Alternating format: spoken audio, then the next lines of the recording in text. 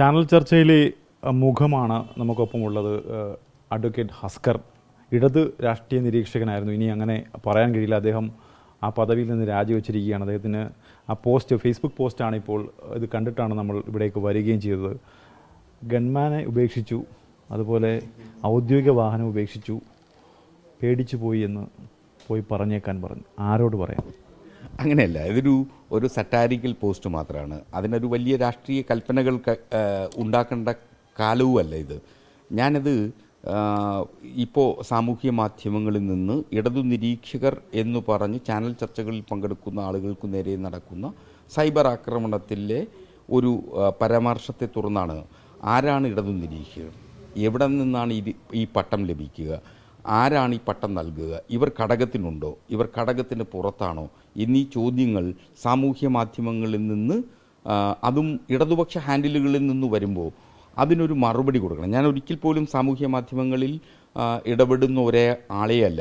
അപ്പോൾ സാമൂഹ്യ മാധ്യമങ്ങളിൽ ഇത്തരം ചോദ്യങ്ങൾ ചോദിക്കുമ്പോൾ നിശ്ചയമായും അവിടെ ഇടപെടേണ്ട സ്ഥലം കൂടിയാണ്. കാരണം പുതിയ ലോകക്രമത്തിൽ, പുതിയ കാലഘട്ടത്തിൽ ഇത്തരം ഘട്ടങ്ങളിൽ കൂടി പ്രതികരിക്കാതിരിക്കുക എന്ന് പറയുന്നത് ആത്മവഞ്ചനയാണെന്ന് തോന്നലിൻ്റെ അടുത്താണ്. ഇതൊരു സറ്റാരിക്കൽ പോസ്റ്റ് മാത്രമാണ്. കാരണം അഭിഭാഷക വൃത്തിയും അങ്ങ് വളരെ സീനിയറായിട്ടുള്ള അഭിഭാഷകനാണ് കൊല്ലത്തെ. അതിനിടയിലാണ് അങ്ങ് ഭൂരിപക്ഷ സമയവും ഈ ചാനൽ ചർച്ചയിൽ പങ്കെടുക്കുന്നത്. പൊതുസമൂഹം വിചാരിക്കും ഈ ഇടത് നിരീക്ഷകൻ എന്ന് പറയുമ്പോൾ വലിയ ശമ്പളവും വലിയ പദവിയുമാണ് എന്ന് പറയുന്നവർക്കുള്ളൊരു മറുപടിയാണോ ഇത്? അല്ല, നിശ്ചയമായും പലരും കരുതുന്നത് എനിക്ക് തൊഴിൽ ഇല്ലാത്തതാണ്.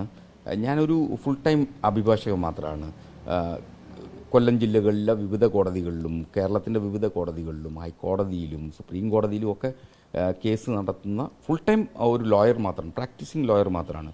അപ്പോൾ എൻ്റെ രാഷ്ട്രീയ ബോധ്യം, എൻ്റെ രാഷ്ട്രീയ പ്രവർത്തനം, ഞാനൊരു വിദ്യാർത്ഥി സംഘടനാ പ്രവർത്തകനായി രാഷ്ട്രീയത്തിൽ ഇടപെട്ടതാണ്. DYFIയുടെ വില്ലേജിൻ്റെ ജോയിൻറ്റ് സെക്രട്ടറിയായി യുവജന രാഷ്ട്രീയത്തിൽ ഉണ്ടായിരുന്ന ആളാണ്. അതിനുശേഷമാണ് ഞാൻ വിദ്യാർത്ഥി രാഷ്ട്രീയത്തിലേക്ക് വരുന്നത്. 13 വയസ്സ് മുതൽ ഇടതുപക്ഷ രാഷ്ട്രീയം, വിശിഷ്യ CPM രാഷ്ട്രീയത്തിൻ്റെ മുഖ്യധാരയിൽ നിന്നിരുന്ന ഒരാളെന്നാണ് എൻ്റെ തോന്നൽ.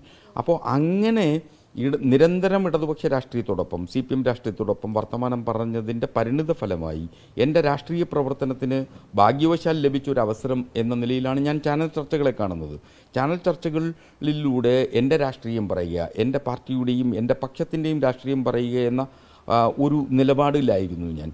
അപ്പോൾ അവിടെ ഇപ്പോൾ വന്നിരിക്കുന്ന ഒരു വലിയ വിധി വൈപര്യം എന്ന് പറയുന്നത് എന്നെ കൊണ്ടെത്തിച്ചിരിക്കുന്നത്, അല്ലെങ്കിൽ ഇടതു നിരീക്ഷകരാകമാനം ഒരു വല്ലാത്ത രാഷ്ട്രീയ ഘട്ടത്തിലൂടെ കടന്നു പോകുന്നു എന്നെൻ്റെ തോന്നലിൽ നിന്നാണ്. കാരണം ഞാൻ എന്നെപ്പോലെ പലപ്പോഴും ഇടതു നിരീക്ഷകരായി വരുന്ന പലരുടെയും ഇപ്പോൾ ഫേസ്ബുക്ക് പോസ്റ്റുകൾ ഞാൻ പരിശോധിച്ചപ്പോൾ അവരൊക്കെ എഴുതി വച്ചിരിക്കുന്നത് ഇതുപോലുള്ള പരിഹാസങ്ങളാണ്.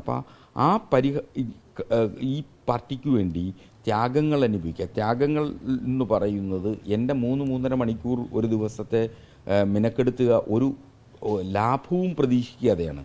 ഒരിടത്തും ആരുടെയും പിന്നാലെ പോകാതെ, ഒരിടത്തും മെനക്കെടാതെ ഞാൻ ആ ലാഭമില്ലാതെ പ്രവർത്തിച്ച ഒരു കർമ്മം കൂടിയാണ്. ആ കർമ്മത്തെയാണ് ആക്ഷേപിക്കുക എന്ന് പറയുമ്പോഴാണ് ആ ജനങ്ങളെ ബോധ്യപ്പെടുത്തണം. ഈ ഇടതു നിരീക്ഷകൻ എന്ന പദവി മാത്രം അങ്ങ് ഇല്ലാതാക്കുകയാണ്. അങ്ങ് CPM-നൊപ്പം തന്നെ ഉണ്ടാവുമോ, അതോ മറ്റേതെങ്കിലും രാഷ്ട്രീയ പാർട്ടിയിലേക്ക് അങ്ങ് പോകുന്നുണ്ടോ? അപ്പം ഞാനൊരു ഫുൾ ടൈം പൊളിറ്റീഷ്യനേ അല്ല. ഒരു ഫുൾ ടൈം പൊളിറ്റീഷ്യനെ സംബന്ധിച്ചിടത്തോളം ഒരു രാഷ്ട്രീയ അഭിപ്രായ വ്യത്യാസത്തിൻ്റെ പേരിൽ മറ്റൊരു ഘടകത്തിലേക്കോ മറ്റൊരു രാഷ്ട്രീയ ചേരിയിലേക്കോ പോകുന്നതിന് തടസ്സമുണ്ടെന്ന് തോന്നുന്നില്ല. ഞാൻ ഇതിനോടൊക്കെ ഈ പോസ്റ്റ് കണ്ടതിന് ആരെങ്കിലും അങ്ങനെ സമീപിച്ചോ?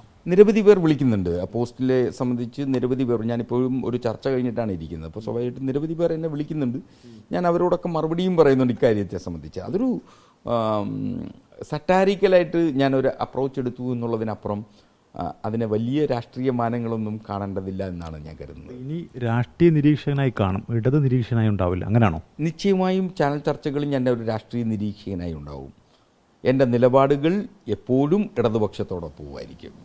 ഇടതുപക്ഷത്തിന് വേണ്ടി സംസാരിക്കാനുണ്ടാവില്ല, ഇടത് പാർട്ടിയിൽ ഉറച്ചു നിൽക്കും, അങ്ങനെയാണോ? അങ്ങനെ ഇടത് രാഷ്ട്രീയത്തിൻ്റെ വലിയ അമ്പർലയ്ക്കുള്ളിലാണ് ഞാൻ നിൽക്കുന്നത്.